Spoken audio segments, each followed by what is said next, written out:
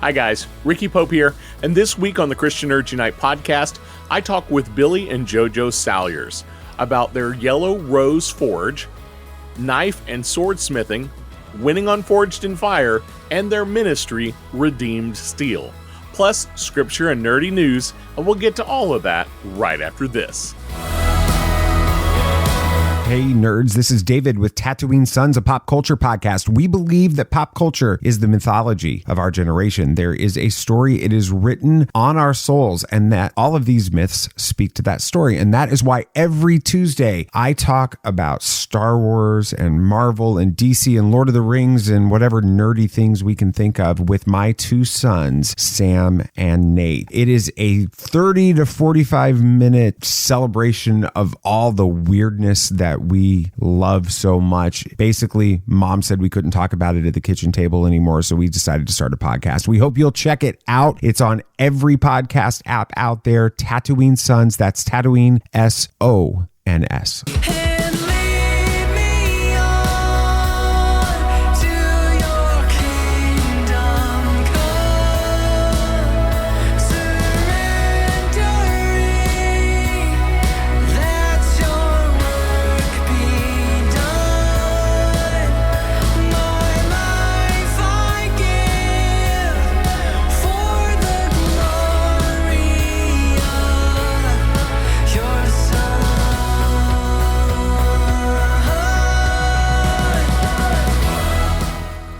Thanks so much for joining me every week. Hey, don't forget to go check out the other members of the Christian Nerd HQ podcast network. Tatooine Sons, Fangirling Over Jesus, The Reverend and the Reprobate, and the Speaking Nerdy podcast. Make sure you go to ChristianNerdHQ.com to follow all those podcasts and check out the Christian Nerd HQ YouTube channel for exclusive content that we're all making together. Well, I only have one verse for you this week. It's Proverbs 27:17. As iron sharpens iron, so one person sharpens another. With Billy and JoJo on the show, I thought this was appropriate. In just a bit, you're going to hear from them about their ministry, Redeemed Steel. That group of craftsmen work together to do more than they could ever do alone, sharpening one another. The question I have is, who are you helping sharpen, or who is helping sharpen you? I pray that you'll reflect on that this week. Now for some nerdy news. The live-action remake of The Little Mermaid has already knocked Fast 10 out of the number one spot at the box office. With a domestic box office of $117 million over the long weekend and $185 million worldwide, places it at number 5 of the highest Memorial Day weekend film openings ever. Now, critic scores are kind of low at 67%, while the audience score is really favorable at 95%. Internationally, the film is not doing as well, and even in China, it's being beat by several films that have been out for a week or two. Now, Disney does have to wait and see if they can recoup their $250 million budget costs. But as of right now, it looks like they're probably going to get there. But it's not going to be an easy journey, especially overseas.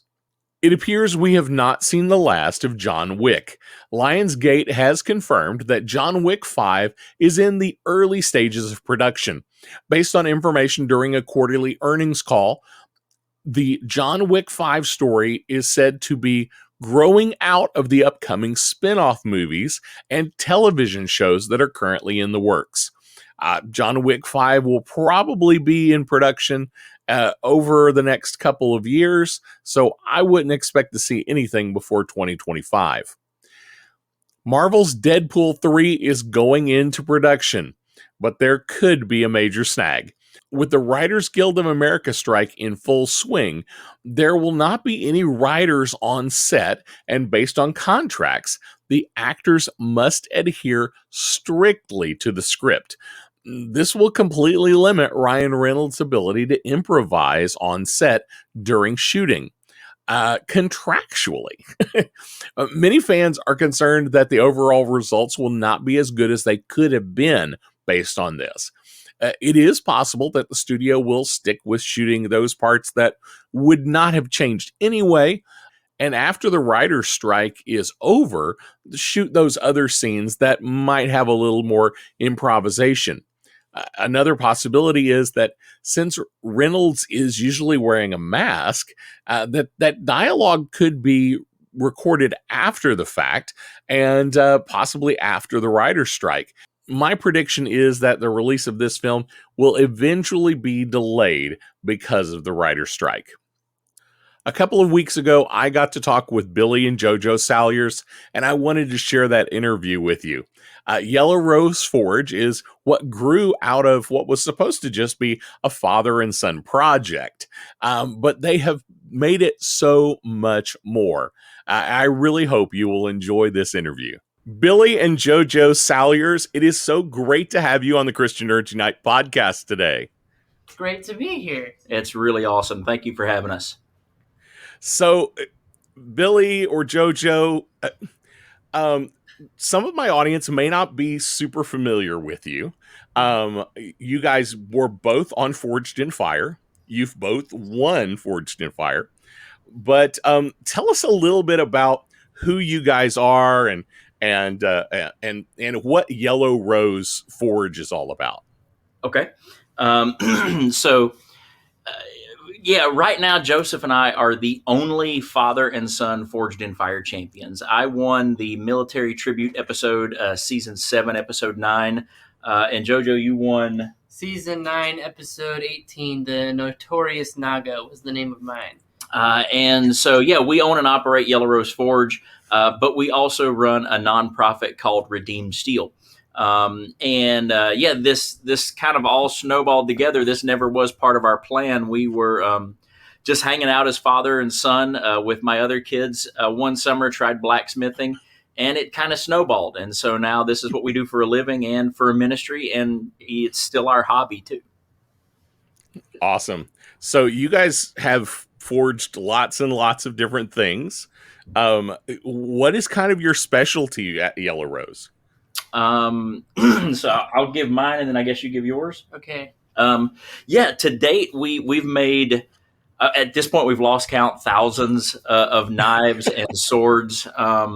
Everything from just the simplest, kitchen knife that you can use to cut up a tomato to camp knives, hunting knives. But we also do a lot of really cool exotic stuff and even some pretty cool nerdy stuff. Right now, I'm in the process of doing the design to make the hook claws from Elden Ring for someone. So nice. Pretty much if it's got a blade on it, we make it.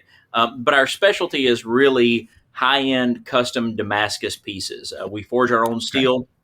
And my personal favorite to make are really fancy patterns in Damascus steel in large buoy type knives. That's kind of my fun thing. And then, of course, who doesn't like making swords? JoJo, how about you? I would say that my personal favorite thing to make so far would be chef's knives. I mean, they're elegant to an extent. They're super, I think the word's usable. Like they've got anybody can use a kitchen knife, and so I love making those. The grinds on them they're a bit tricky, so they're a nice bit of a challenge, but they're super satisfying to finish as well. I've actually got, by the time this comes out, it will have already been my friend's birthday, but I'm in the process of making him a little chef's knife because he's a chef and does stuff like that. And one of my favorite builds was a chef's knife. I actually made the shards of Narsil, but made it as a chef's knife. So the guard of the sword was actually a display stand, so the chef's knife slid through the guard,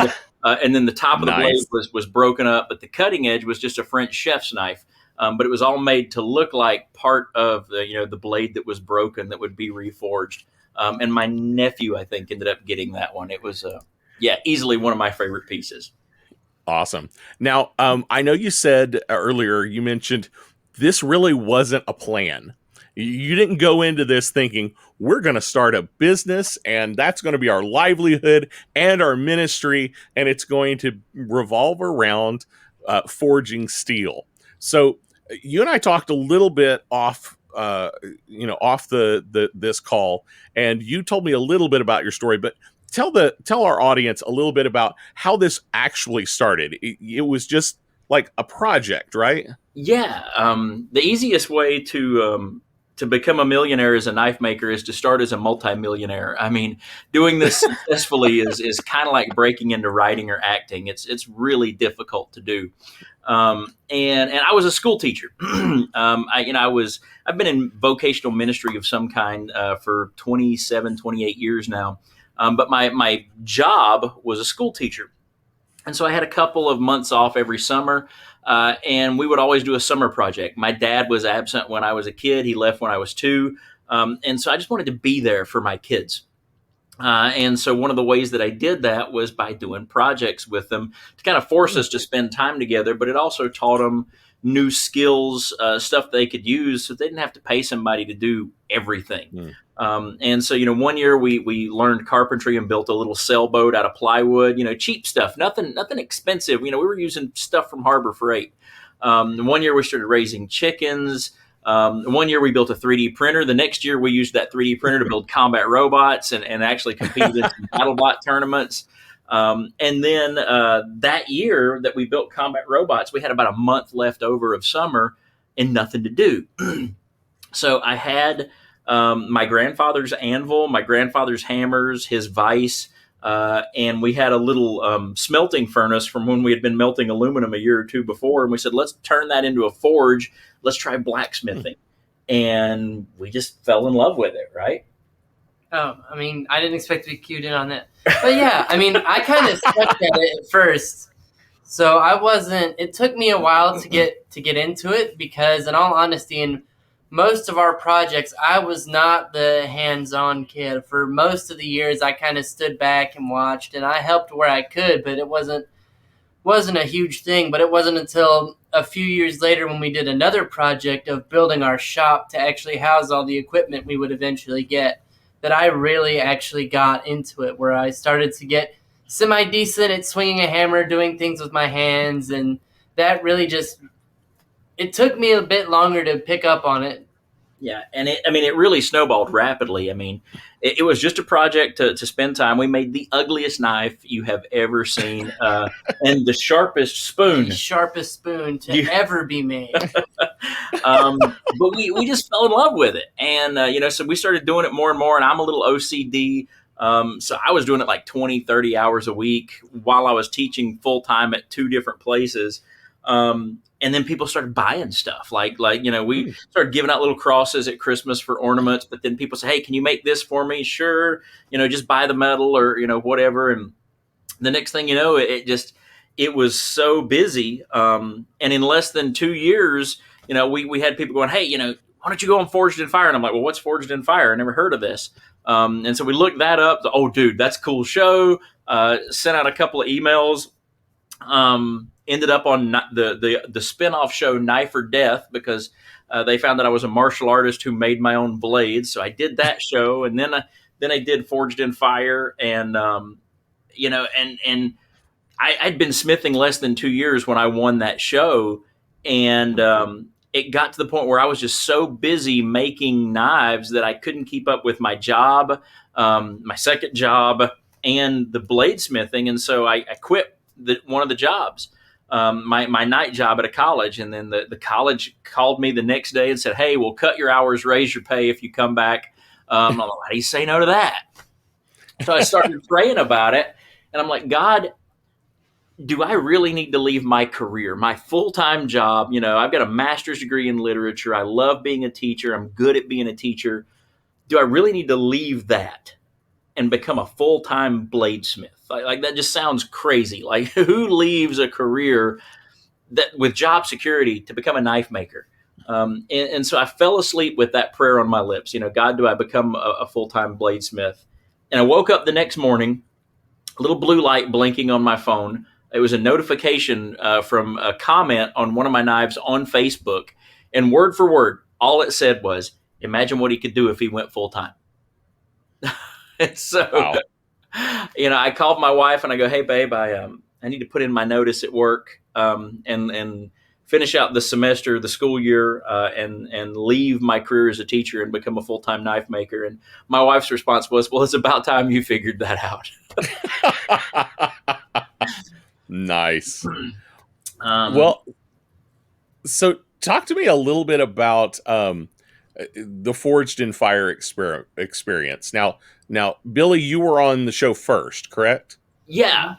So I was on season 7, episode 9, the military tribute episode. And honestly, one of the coolest things, having done a couple of TV shows now, that I can say about Forged in Fire is it really is what you see on the screen is a faithful adaptation of what actually took place in the competition. There's not a lot of Hollywood magic there. Really, the only big edit and cut that we see in my episode is when they say, your time starts now, go, and everybody runs.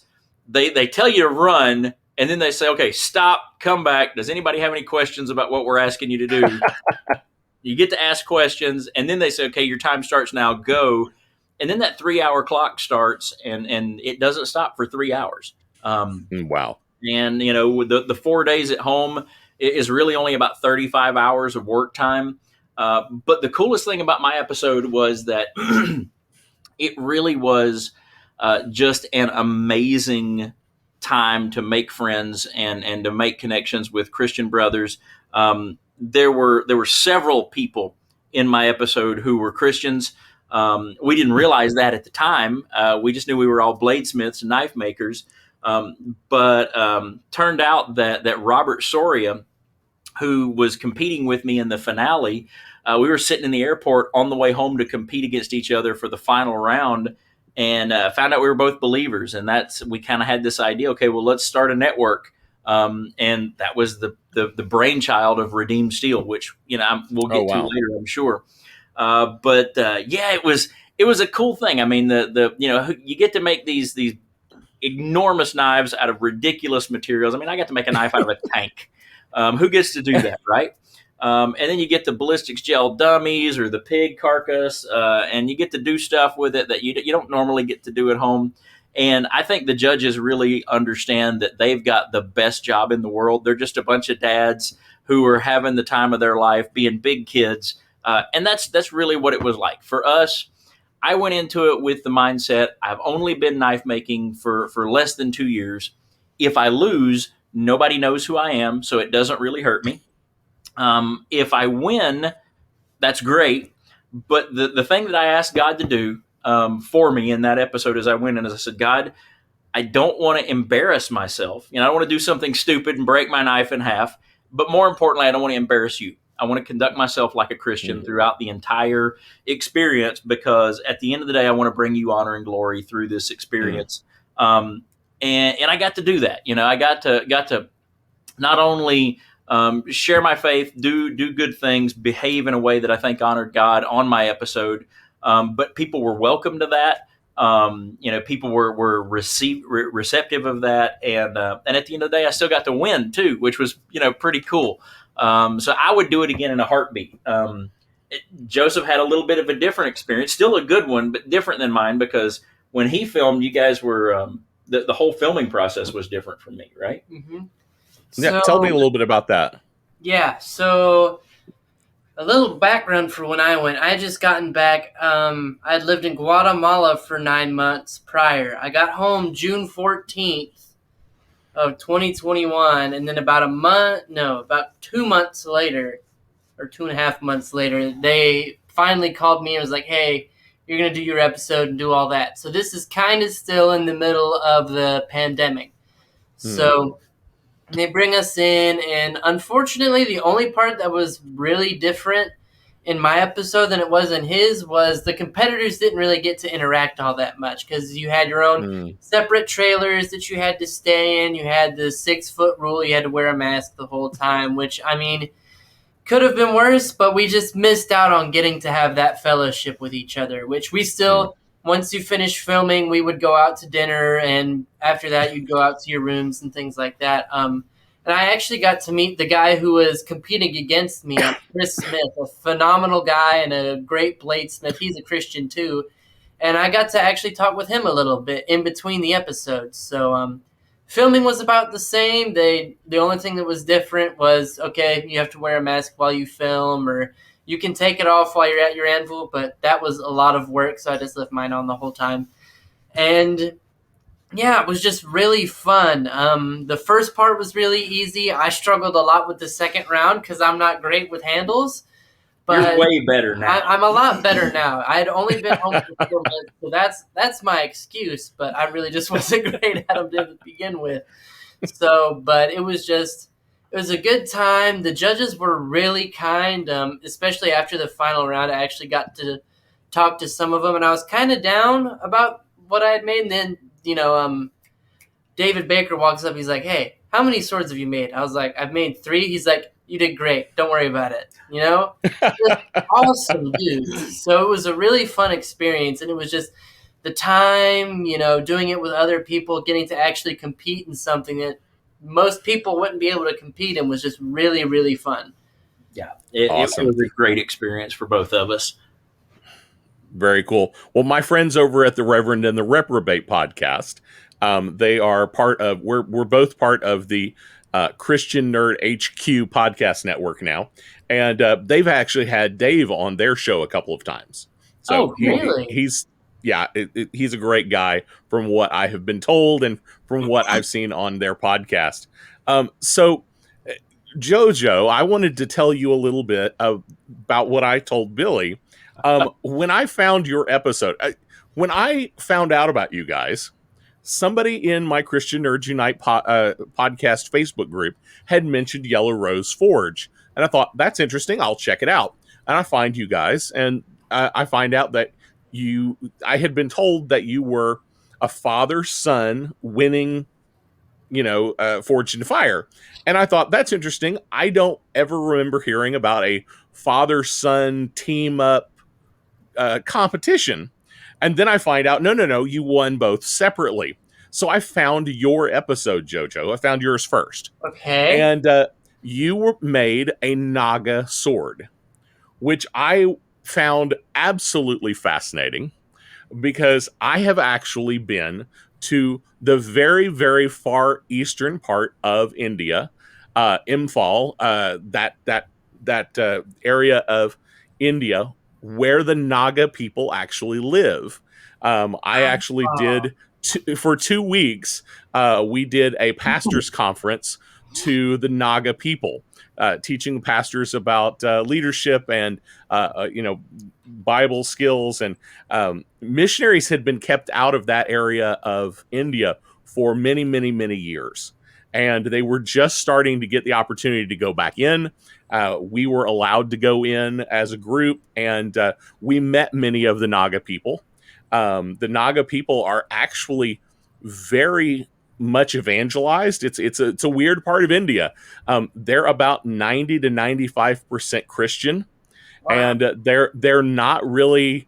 They almost consider themselves a different country from India, but they're part of India and they don't have much choice about it.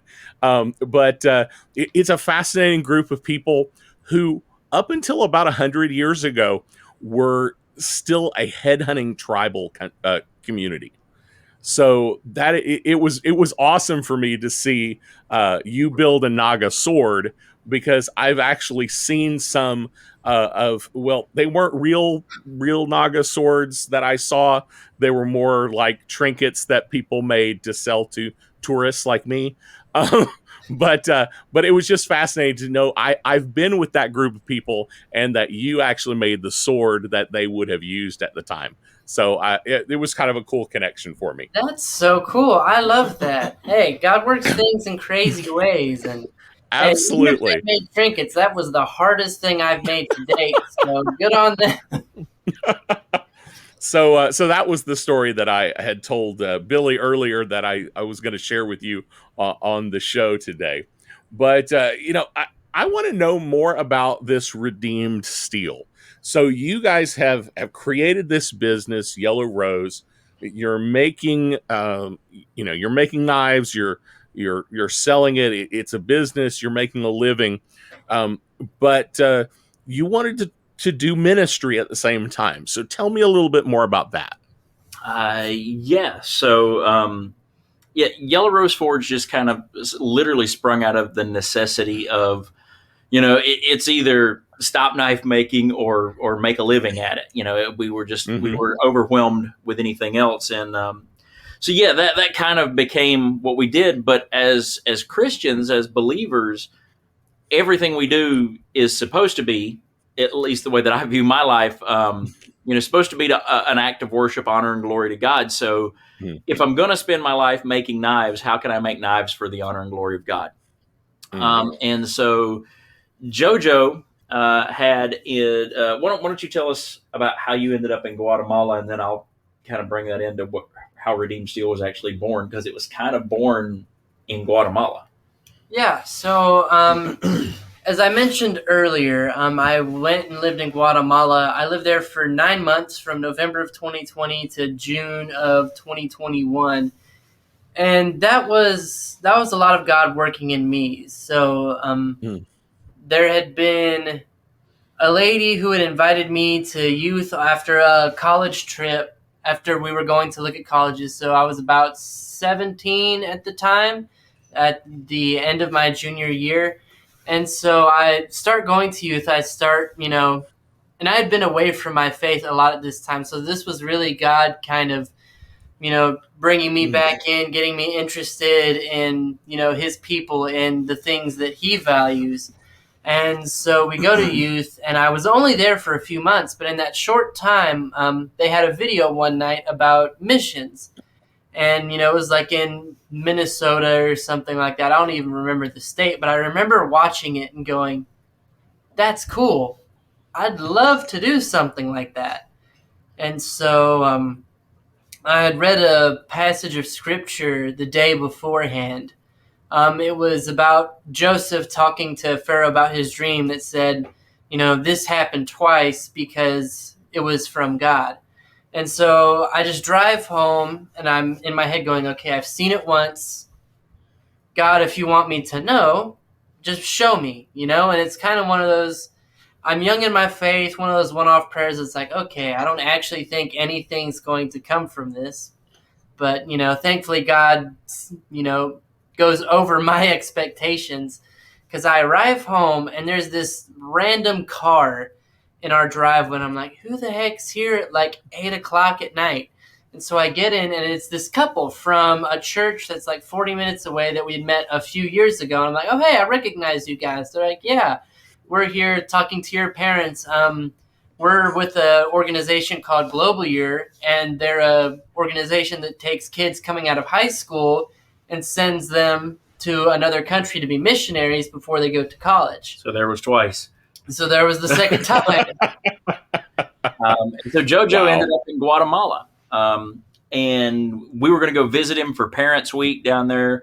And I had met another family from Guatemala. He'd actually come up and visited the shop and made a knife with me. And he said, hey, when you come down, why don't you stay an extra week, stay with us, and we'll do some blacksmithing and share the gospel. And we're like, cool, let's do that.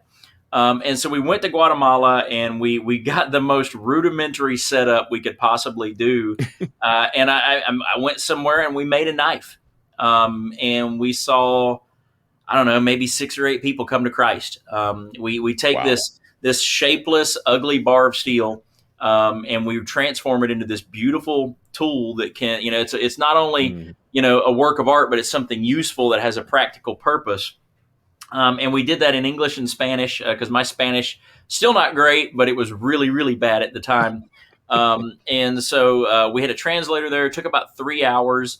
And what we found was that especially men, but everybody really, they were just glued to it.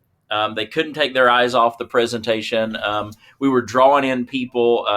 This was, again, it was kind of at the pandemic phase. And they tried to make the event open only to men, because they said, well, we can only have so many people, and we'll just open it to the men. And the women in Guatemala got so upset that they just had to say, no, we're going to open it to everybody. And we had, I don't know, 200 people there. And a lot of people came to Christ. And so from there, we had already determined that, we were going to use this to share the gospel. And so what started is, me and Robert with this idea in an airport. This goes back to my Forged in Fire experience.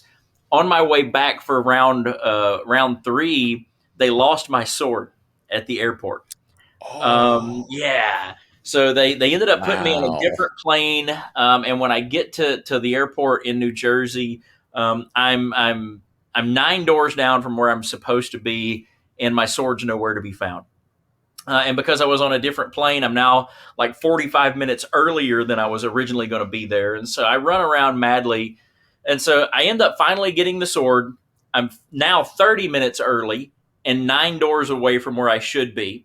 So, just for a little context here. So, wrong time, wrong place. And somebody behind me sees my shirt. My shirt said, "My knife and my life are both forged from redeemed steel." And he yells at me, Mm. "Hey, how long you been forging?" And I turn around and go, "Almost 2 years. Why?" And his buddy says, "This guy's a forged and fire champion." I said, "Well, I hope I am. I won't know till tomorrow." And he says, "Well, I'll pray for you." And I go, "You're a Christian?" He goes, "Yeah." And so that's where I met Jeremiah Backhouse, 9 doors down, 30 minutes early, like Wow. he's in a typewriter kind of thing.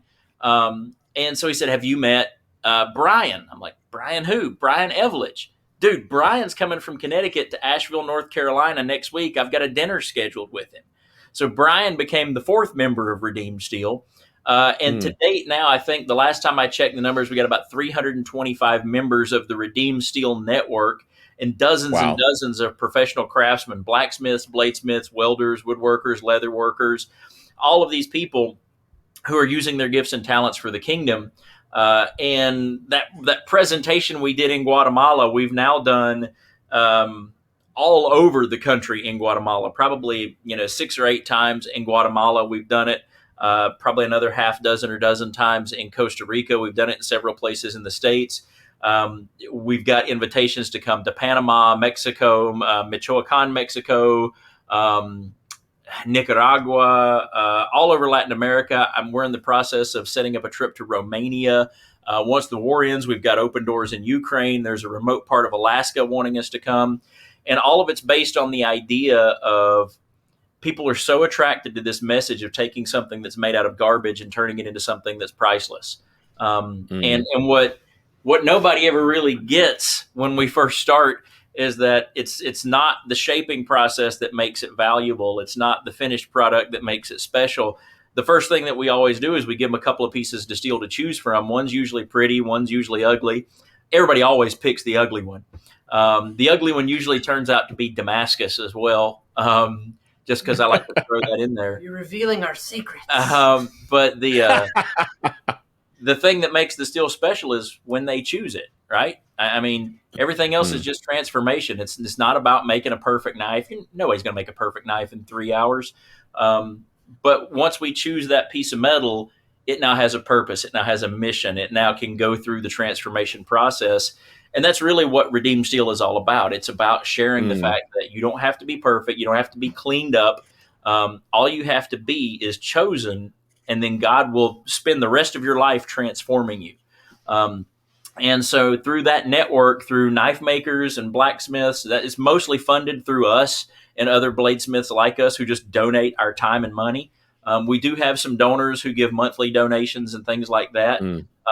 But through the funds that have come in, we've built at least half a dozen houses for the homeless in Guatemala. Last year in November, we fed a village of 500 people enough food for 2 weeks. We gave them 3,000 Wow. pounds of food that we bagged up and individually distributed to families. We've shared the gospel with literally thousands of people and probably seen hundreds of people come to know Christ. I've been in ministry for 27 years, and in the past 3 years, I've seen more people come to Christ than the previous 24. And the fact that God's using knife making to do it just blows my mind every time I see Him do it. I don't know why He's allowing us to be a part of this, but it's humbling and it's so exciting to be a part of it. So yeah, that's Redeemed Steel in a nutshell. We are currently, because of what we've seen God doing, we're now in the process of kind of casting a bigger vision, and we're building our first trade school in Guatemala. We're actually building a training center here in North Carolina as well. But the trade schools are designed to help orphans who are aging out of the orphanage with no life skills, who either end up in the sex trade or drug industries, and we're going to teach them welding and carpentry, not necessarily blacksmithing at all, but welding and carpentry, because you can make a living as a welder anywhere in the world. And then give them a place to use those skills so that they can then make a life for themselves outside of those, dangerous, illicit areas that they might otherwise end up in. And now that's the Romania, the Alaska, the other places, because they found out that we were doing that. We've already got about 6 other countries lined up waiting for us to come build there.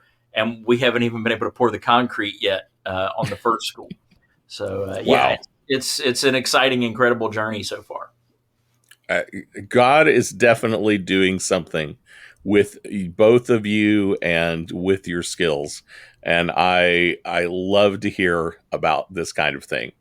I am a big proponent of everyone using their nerdy skills for God in some way, shape, or fashion.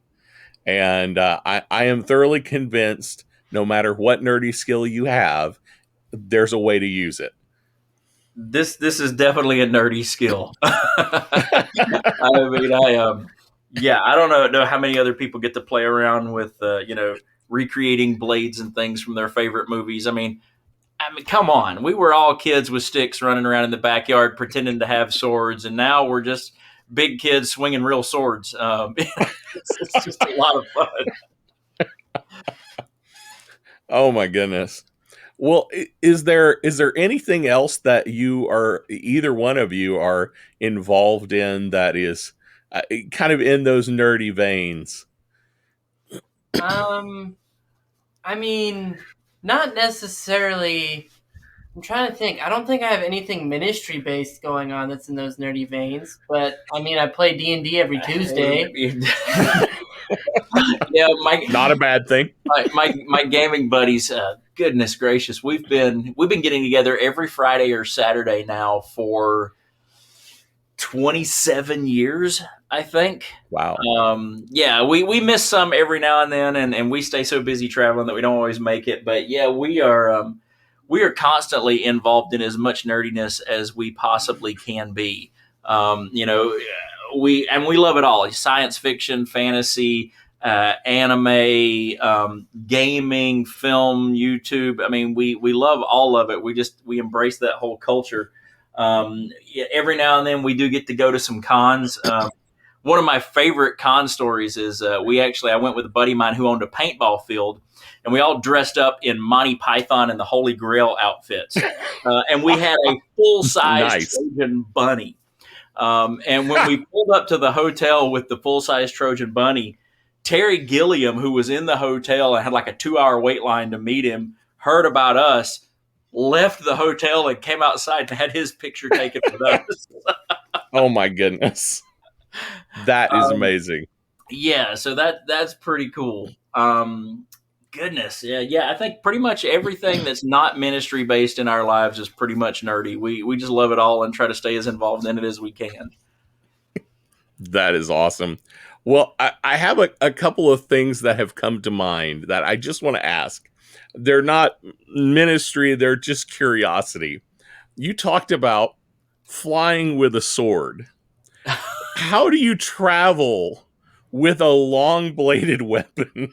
It's not easy. And I've had them confiscated or lost a couple of times.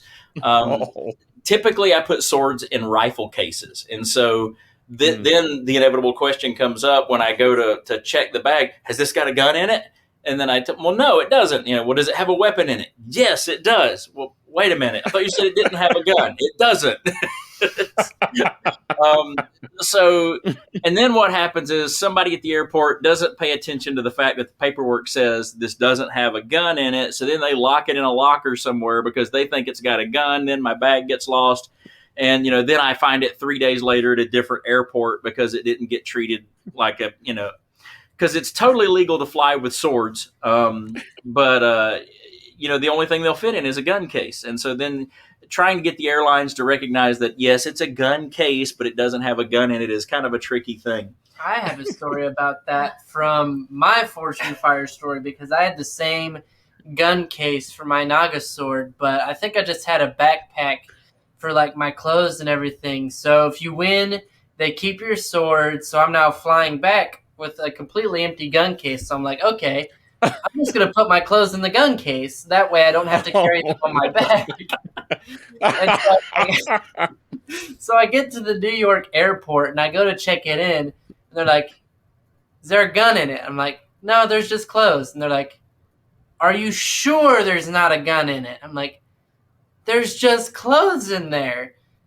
And then the lady behind the counter leaves to go get some other guy, and she brings him over, and he's like, hey, is there a gun in this? I'm like, no, there's clothes. You can open it, look for yourself. And then they open it, and there's just clothes in it, and they start sifting around looking for something that's there. I wouldn't have touched those underwear. So it's just one of those things of like sometimes it's just tricky getting them there. I mean, clothes, swords, you know. And when we go overseas, we're constantly taking tools. So we'll have bags full of grinders. I've got a forge design, and I swear the Lord woke me up at 3 a.m. with this design in my head. I drew it up in CAD. We built it that weekend, and it just works, and it breaks down and fits in a checked bag on an airplane. Wow. And so we'll take those overseas and then leave them there. And we'll take grinders, we'll take hammers and tongs, and, I'll have 50, 75 pounds of steel in my luggage, never have a single problem. But as soon as I put it in a gun case, it gets confiscated or lost. Oh my goodness. Yeah, Okay, I mean, you have a suitcase full of knives, but, if it's a gun case full of knives, that's a different thing. Oh my goodness. So my other question is, if there is someone out there who has some skills and has considered going into some sort of smithing like this, where do you recommend somebody go to start looking at this, to think about getting involved? Even if it's just, as a hobby, kind of like you guys, not necessarily as a business, you just wanted to do some projects. Yeah, so I would say the best option to do if you're just like piddling around wanting to get into it, to see if you're interested before even buying your own tools necessarily, I would say go find some guy in your area who does it already. Because in our case, there is actually a blacksmiths group in our area that they just do blacksmithing. They're not all bladesmiths or anything, but they're just a bunch of old guys who love sharing their knowledge with people who are getting into their craft. I mean, one of the best smiths I know, Robbie Bratton, he's just like, hey, you guys are getting into this. I'd love to have you guys come down to my shop. I'll teach you a few things, get you guys started. And I actually made my first railroad spike knife with him because we had stuff at our shop, but he had like a power hammer and all these different tools. He had a fly press and all this stuff that we couldn't afford it at the time, but he was teaching us and showing us. He's how to also do it. a total nerd because at 70 years old, as a retired welder, he hates cutting his grass, so he built a robot to do it for him. That is true. I recommend take a class. If you're near us, come take a class with us. If you're not near us, find a qualified professional smith that teaches classes. And when somebody comes to our shop and we do a 1-day class, they'll learn in 1 day what took us a year and a half to learn on our own. And it costs you like $250. I mean, that's about the going rate for most places. You can go anywhere, spend a couple $100, take a class, and leave with something that you made with your own two hands. The great thing about that is you don't have to buy any of the tools. You don't have to buy any of the materials, the equipment. If you hate it, you never have to do it again. All you've lost is a little bit of time and a little bit of money. And if you love it, now you have an idea of, okay, which tools did I like? Which tools do I need? What skills do I know that I don't have? What skills do I know that maybe I do have already?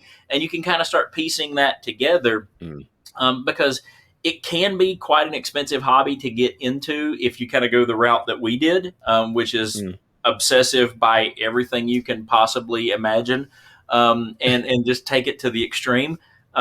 But it doesn't have to be. I mean, a few $100s, skip a coffee here or there. Don't buy that next set of clubs, or, wait a couple of months when they release the next Xbox. And you can get into it. Mine's my movie budget. As you can see, I've started buying them on digital because I'm out of space for my discs. But you skip a couple of movie releases, or at least put them on hold till they go into the $9 bin. And you can buy most of the stuff that you need to start this hobby. But yeah, a class is totally the way to go because that lets you taste it to see if you like it before you really have to dig in. Very cool. Now, I know you have a couple of big events that are coming up here in the next few weeks. Based on this recording, I'm not sure exactly when this will be released, but give our audience just a little bit about what's coming up for you guys. Okay. You want to do the first one? Well, I'm gonna check my phone, make sure I actually know when it is. It's the first weekend of June. Well, there's like a few days. What days is it? It's actually? June 2nd, 3rd, and 4th. Okay, so there we go. Now we figured that out. June 2nd, 3rd, and 4th. For anybody who's a knife nerd, if you like weapons or blades or things like that, Blade Show is actually coming in Atlanta, Georgia. So Blade Show is the biggest knife show on the East Coast. No, it's the biggest knife show in the world. Oh, crap, in the world. So it's the biggest knife show in the world then. So, and it's going to be going on for those 3 days. We're going to have tables 36 and 37K. Okay. Yep. So we're going to be there. We're going to be showing off, hopefully, some chef's knives, some Bowie knives, things like that. And that's one of our bigger events because you'll have thousands of people coming in from all over the world to come just look at knives. There will be master smiths there. We're not master smiths, but we'll be there. There will be some really talented makers there. There will be a lot of really cool pieces there. So a lot of nerdy stuff there too. Yes. I mean, I'm making a couple of pieces that we're going to take. I've got my signature blade is currently called Old Painless. It was the Gatuda Chopper, which of course is from the movie Predator. Gatuda Chopper. And then I wanted to make something bigger and badder than the Gatuda. And of course, the minigun in the movie Predator is called Old Painless because they say it's time to let Old Painless out the bag. And so I had a guy who picked up one from me last year. This year, he's getting one with a keyhole handle. Oh, he's actually got it here. Oh, wow. So really, really cool knife. But these two knives are actually going to get paired together in this angel wing double back sheath so that the guy can wear them and they latch onto his back with magnets. And so he's going to be wearing that around the show. And it's just going to be super, super fun. I can't wait to reveal that one at the show. But yeah, it's a really fun time. It's like I said, it's the first weekend in June. But our biggest event of the year is July 15th. And that is our, what we call a hammer-in and a knife show. This is the first year we've done the knife show. And this is the 5th annual Redeemed Steel Hammer-In. It's going to be at the Tryon International Equestrian Center in Mill Spring, North Carolina. We're expecting 2,000 or 3,000 people to come through that day. We're going to have dozens of custom makers there, probably a dozen or more Forged in Fire champions and finalists who are going to be there. We're going to be doing a Battle of the Bladesmiths, so it's going to kind of like be watching an episode of Forged in Fire on site that day. And at the end of the day, we're going to give away probably thousands of dollars worth of knives, equipment, tools, stuff like that, through raffles, through drawings, through giveaways, through auctions. We'll be doing those things. And every penny that we raise that day will go to doing mission work. It'll specifically probably go toward funding the trade school that we're building in Guatemala. Right now, we need about $100,000 to finish building that school. We've got about 30. So we need to raise another 70 grand. And so all the funds that we raise on July the 15th through that event will go to doing that. Last year we had Walter Sorrells and Bert Foster. Bert Foster is an ABS master smith. Walter Sorrells is probably one of the finest Japanese sword makers in the world. We've made Tamahagane steel from sand and charcoal at these events. And we always find something really creative, really cool to do. Demoing, we give people the opportunity to try it hands-on as well. And it's just a lot of fun. But like I said, every penny of it goes to raising money for the ministry. And that's our biggest event of the year. So that's July 15th. Awesome. Well, if people want to keep up with you, with Yellow Rose, or with Redeemed Steel, where can they go to find you guys? They can go to Facebook and Instagram. Those are really easy. So, at Yellow Rose Forge, at Redeemed Steel. They can also go to yellowroseforge.com for our business, and they can go to redeemedsteel.com for the ministry, where they can watch videos, sign up to our newsletters, or even sign up to become partners with monthly giving toward the missions that we do. Awesome. Well, and I'll put links to that in the show notes as well.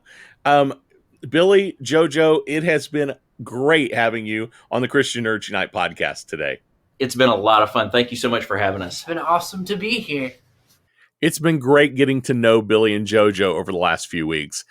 If you want to keep up with the Yellow Rose Forge or Redeemed Steel, click on the links down in the show notes below. Well, that's all I have for you today. Don't forget to like, subscribe, follow, just click all those buttons down there. That way you can keep up with us and get all of the new content as we release it. You can find all of our social links and links to our YouTube channel and to our online store at ChristianNerdsUnite.com. If you enjoy the show and want to help even more, consider becoming a supporter on Patreon. We've changed all of our Patreon levels, and every level has great benefits and makes a huge difference in the ministry we're able to do. Supporters will also get to hear exclusive stories of believers we're serving around the world through our ministry partners.